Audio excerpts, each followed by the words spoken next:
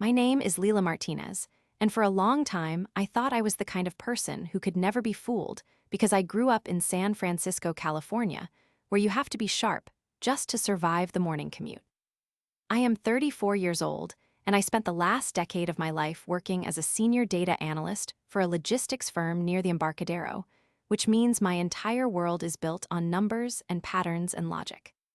I lived in a modest apartment in the Richmond district, where the fog rolls in every afternoon like a thick gray blanket, and I spent my weekends hiking the trails near Land's End or reading books in quiet coffee shops. I was proud of my life because I had built it from nothing through hard work and disciplined saving habits. I was the person my friends came to for financial advice because I was so careful with my money, and I had managed to save 500,000 United States dollars over the years. That money was my safety net and my future and my dream of one day opening my own consulting business, but in the blink of an eye, it was all gone. It started with a message on a professional networking site from a man calling himself Julian Vane, who claimed to be a venture capitalist looking for local partners in the technology sector. He was charming and well-spoken, and he seemed to know everything about the San Francisco market, which made me lower my guard. We talked for weeks about market trends and data sets, and he slowly introduced the idea of a private investment group that used high-frequency trading algorithms to exploit small gaps in international currency markets. He showed me digital dashboards and real-time trade logs that looked incredibly authentic, and he even let me start with a small investment of $5,000, which I was able to withdraw with a 20% profit just 2 days later. That was the hook that caught me, and once I saw that the system worked, I felt a rush of excitement I had never known before. Over the next 3 months, I moved more and more of my savings into the platform Julian had provided, until I had committed every single cent of my $500,000.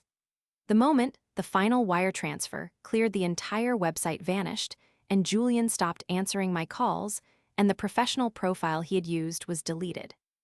I remember sitting in my dark living room with the blue light of my laptop screen reflecting in my eyes as the realization hit me that I had been robbed of my entire life's work.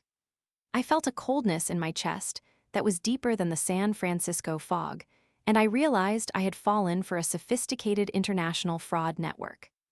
I did what any responsible citizen would do, and I went to the San Francisco Police Department, but the officer at the front desk looked at me with pity and told me that since the money had been moved through multiple overseas accounts, there was very little they could do. I contacted the Federal Bureau of Investigation and filled out their online forms for internet crimes, but they told me they receive thousands of these reports every day, and unless the loss is part of a multi-million-dollar case involving national security, I was just another number in a long line of victims. The legal system was moving at a snail's pace, and every day that passed made the trail colder and the scammers more confident. I spent weeks crying and feeling ashamed, but eventually that shame turned into a white-hot anger that burned in the back of my throat.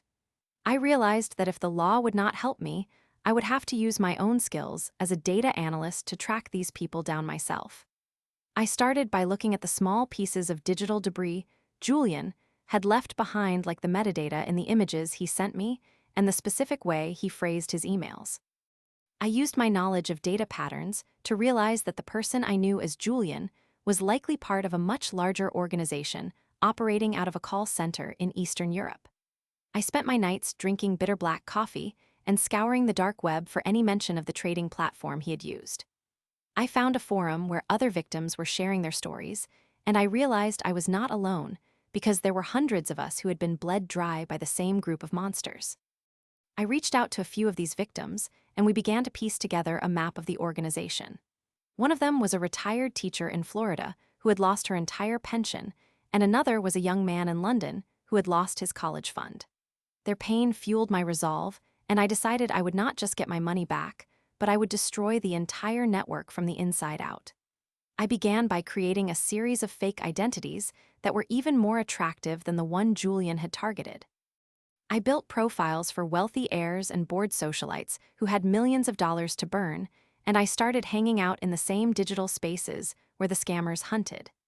It took weeks of patient waiting, but finally, I got a bite from a user who called himself Marcus Thorne. His opening line was almost identical to the one Julian had used on me, and I felt a jolt of electricity go through my body as I realized I had found them. I played the role of a ditzy heiress named Isabella who had just inherited a massive estate in Woodside, California, and I pretended to be looking for a way to hide my wealth from the tax authorities. Marcus Thorne was greedy, and he moved quickly to gain my trust, but this time I was the one holding the cards. I used a customized piece of tracking software, hidden inside a digital document. I sent him for a fake contract, and the moment he opened it, I gained access to his internet protocol address. I watched the map on my screen as a little red dot blinked into existence in a city called Sofia in Bulgaria. I had their location, but that was not enough because I needed to know who was behind the screens and where the money was being laundered. I spent the next month living a double life where I worked my day job by day and hunted international criminals by night. I barely slept, and my skin turned pale from the constant glow of my monitors, but I was making progress. I managed to bypass their firewall and gain access to their internal messaging system, where I saw them laughing about the people they had cheated. They referred to us as pigs that were being fattened for the slaughter, and they bragged about the luxury cars and expensive watches they bought with our stolen dreams. My nemesis was a man named Victor, who was the head of the operation, and he was a cruel and arrogant man who thought he was untouchable. He lived in a penthouse apartment and spent his weekends on a private yacht in the Black Sea, while the people he robbed were struggling to pay their rent. I tried to feed all of this information to the international police organizations, like the International Criminal Police Organization, but they told me the evidence I had gathered was obtained illegally and could not be used in a court of law. They warned me to stop my investigation because I was putting myself in danger, but I could not stop now because I was too close. The situation got worse when Victor realized someone was poking around in his system. He didn't know it was me specifically at first, but he began to tighten his security, and he sent a message to the entire victim forum threatening to kill anyone who continued to talk to the authorities. I felt a wave of terror when I realized these people were not just digital ghosts, but dangerous criminals with real-world reach. One night, I came home to find that my apartment had been broken into, and although nothing was stolen, my laptop had been smashed to pieces, and a single Bulgarian coin was left on my pillow. It was a clear message that they knew where I lived and they were watching me. I felt my heart hammering against my ribs, and for a moment I thought about packing my bags and running away to a different city. I felt like I had lost everything, and that my attempt to get revenge had only made me a target for professional killers. I sat on my floor in the dark, surrounded by the shards of my broken computer, and I cried until my eyes were raw. I felt like the smallest person in the world, and the task ahead of me seemed impossible. But then I remembered the retired teacher in Florida and the young man in London, and all the others who didn't have the technical skills to fight back. If I gave up, then Victor and his crew would just keep winning and more lives would be destroyed.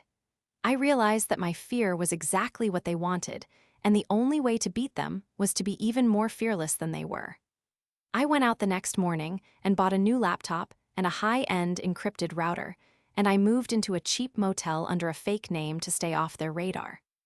I spent the next 2 weeks building a digital trap that was so complex it would take a team of experts to untangle it. I knew that Victor's greatest weakness was his own greed, so I decided to use that against him. I reached out to Marcus Thorne again, using a new identity, and this time I claimed to be a disgruntled employee of a major Swiss bank who wanted to get back at my bosses by leaking the access codes to a dormant account containing $50 million. I provided Marcus with just enough real data from my logistics firm to make the story believable, and I could see his excitement through the messages he sent back. He took the bait, and he brought Victor into the conversation because the amount of money was too large for him to handle alone. Victor was cautious at first, but I played the part of the nervous whistleblower perfectly, and I even demanded a small upfront payment of $50,000 to prove they were serious. To my surprise, they actually sent the money, and seeing that cash hit my account gave me a surge of confidence I hadn't felt in months. It wasn't the $500,000 I had lost, but it was a start. I told Victor that the Swiss bank used a very specific type of security hardware that required a physical connection to a local server in order to transfer the funds, and I suggested that we set up a secure digital bridge between my computer and his main server. This was the most dangerous part of the plan, because if he realized what I was doing, he could use the connection to wipe my entire system or find my exact location again. My hands were shaking as I initiated the connection, and I watched the data bars on my screen as the bridge was established. Victor was so focused on the prospect of the $50 million that he didn't notice the silent background process I had launched, which was designed to crawl through his entire network and mirror every single file onto a secure cloud server I had set up. I saw thousands of files moving across the screen, including bank account numbers and wire transfer logs, and even scanned copies of their fake passports. I had everything I needed to bring them down, but I wanted more than just an arrest, because I wanted them to feel the same sense of total loss that I had felt. I discovered that Victor was keeping a secret ledger of money he was skimming off the top of his own organization's profits without telling his partners in the local mafia. He was stealing from the very people who provided him with protection, and I knew that if that information got out, he would be in a much worse position than just being in a jail cell. I spent hours meticulously organizing the evidence of his betrayal, and I prepared a series of anonymous packages to be sent to his superiors in the criminal underworld. At the same time, I was also preparing a massive data dump for the Federal Bureau of Investigation and the Bulgarian National Police that would be impossible for them to ignore. I had the names and locations and bank details of every major player in the network, and I had proof of their crimes stretching back 5 years. The climax of my plan came on a Tuesday night while the fog was thick outside my motel window. I sent a message to Victor telling him that the transfer was ready to begin, and I gave him a link to a fake banking portal I had created. He logged in with his master credentials, and the moment he did, I triggered a script that locked him out of his own system and changed all the passwords to his offshore accounts. I then sent him a single message from my real name telling him that Lila Martinez from San Francisco says hello. I imagine his face turning pale as he realized that the woman he thought was a stupid pig had just slaughtered him. Within seconds, I hit the button to release the packages to his mafia partners, and I uploaded the evidence to the police servers around the world. I sat back and watched as his network began to collapse in real time as his servers went dark one by one, and his bank accounts were frozen by the authorities who finally had the evidence they needed to act. The next few weeks were a blur of news reports and phone calls. The Bulgarian police raided the call center in Sofia and arrested over 50 people, including Marcus Thorne. Victor tried to flee the country on his private yacht, but he was intercepted by the Coast Guard and taken into custody. However, I heard through my sources that he didn't even make it to his first court appearance because his partners in the mafia found out about the money he had been skimming, and they made sure he would never speak again. I felt a strange sense of peace knowing that the man who had ruined so many lives was finally gone. I worked with the Federal Bureau of Investigation and the International Banking Task Force to help them recover as much of the stolen money as possible. It was a long and complicated process, but because I had captured the logs of every transaction, they were able to return about 60% of the funds to the victims. I received $300,000 of my money back, which was not the full amount, but it was enough to start over. I moved back into my apartment in the Richmond district, and I started my own consulting firm specializing in digital security and fraud prevention for the elderly and the vulnerable. I used my experience to make sure that no one else would have to go through the hell that I went through. I still walk along the cliffs at Land's End and watch the fog roll in, but I am not the same person I was before. I am tougher and I am more cautious, but I also know that I have the strength to fight back against the darkness. The unexpected twist came a few months later when I received an anonymous package in the mail with no return address. Inside was a flash drive and a note that simply said thank you for the justice. When I plugged the flash drive into a secure laptop, I found that it contained the remaining $200,000 I had lost converted into a digital currency that was impossible to trace. I never found out who sent it, but I like to think it was one of the other victims who had managed to recover more than they expected thanks to my work. I didn't keep the extra money for myself because I had enough to live on and my business was doing well. I set up a scholarship fund for students who wanted to study cybersecurity so that there would be a new generation of digital guardians ready to protect the world. I still keep that Bulgarian coin I found on my pillow as a reminder of the night I almost gave up, and it sits on my desk next to my computer. Sometimes I look at it, and I smile because I know that the scammers thought they were the hunters, but they didn't realize that a data analyst from San Francisco was the most dangerous prey they could ever encounter. The city feels different to me now because I no longer see it as a place where I was a victim, but as a place where I found my true strength. I am Leila Martinez, and I lost $500,000, but I gained something that money could never buy, which is the knowledge that I can handle anything the world throws at me. I have become an expert in the shadows, and I spend my days making sure those shadows are a little bit brighter for everyone else. The legal system might be slow, and the world might be full of greedy people, but as long as there are people willing to fight back, there will always be justice in the end. I often think about Julian or Marcus or Victor, and I wonder if they ever realized that their downfall started with a single woman who refused to be a statistic. They thought they were playing a game with numbers, but they forgot that numbers are what I do best. Every time I see a news report about a new scam being busted or a fraud network being dismantled, I feel a little bit of pride knowing that I played a part in changing the way these crimes are handled. I have worked with local law enforcement to create a better reporting system, and I give talks at community centers about how to spot the signs of a scam before it is too late. My life is full and meaningful, and although I will never forget the pain of that loss, I am grateful for the person it turned me into.